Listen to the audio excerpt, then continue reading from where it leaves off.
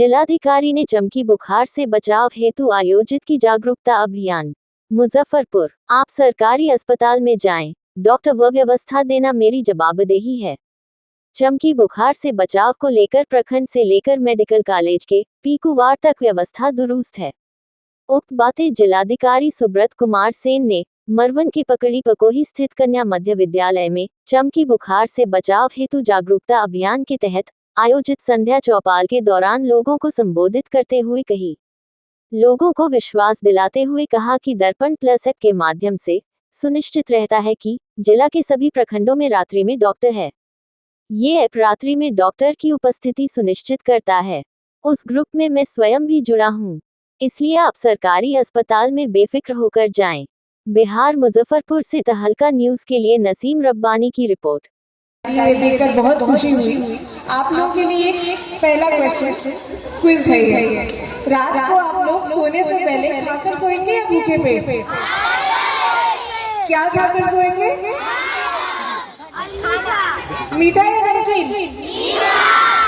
कोई नखरा तो नहीं करेगा?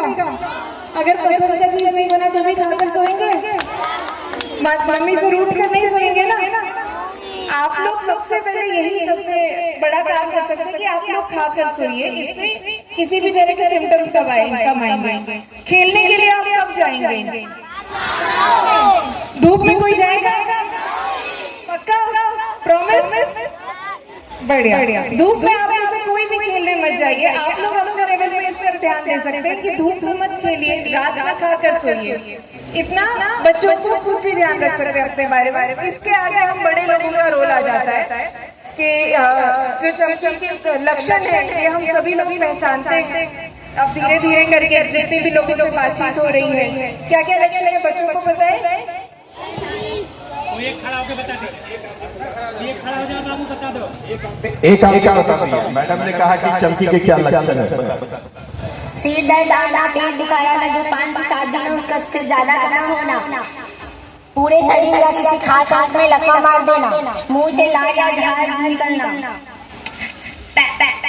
शरीर में थरथराहट होना या अर्ध चेतना में होना, मरीज में शारीरिक एवं मानसिक संतुलन ठीक नहीं होना।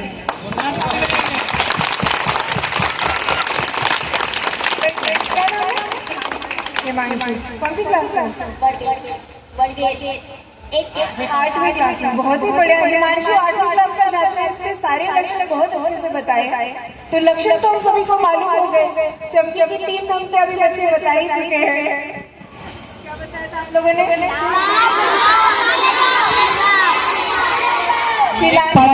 कोई कौन बताएंगे? बताइए, बोलिए। खिलाओ, जलाओ और अस्पताल लेकर जाओ। लक्षण पता चल गए, तीनों धमकियां पता चल गई। इसके बाद जो हमारी ओर से सबसे बड़ा काम रहेगा कि सतर्क रहना है, देखते रहना है कि किसी तरह के लक्षण किसी बच्चे में ना आए। सुविधाएं उपलब्ध है, एम्बुलेंस भी अवेलेबल है। हर पंचायत के स्तर पर आप लोगों को अलग अलग गाड़ियां कराई गई है। अगर आप गाड़ी सरकारी अस्पताल से लेकर जाते हैं बच्चों को चमकी के लक्षण होने के कारण, तो गाड़ी के 400 रुपए भी आपको मिले दूरी के अनुसार। तो ये सारी सुविधाएं उपलब्ध हैं। इसके बाद केवल सतर्कता बरत रहे हैं हम लोगों को, और बच्चों का ध्यान रखना है। 0 से लेकर के 15 साल, 0 यानी नवजात शिशु से लेकर के 15 वर्ष तक के बच्चे हैं जो सबसे ज्यादा रिस्क में है इस चीज के।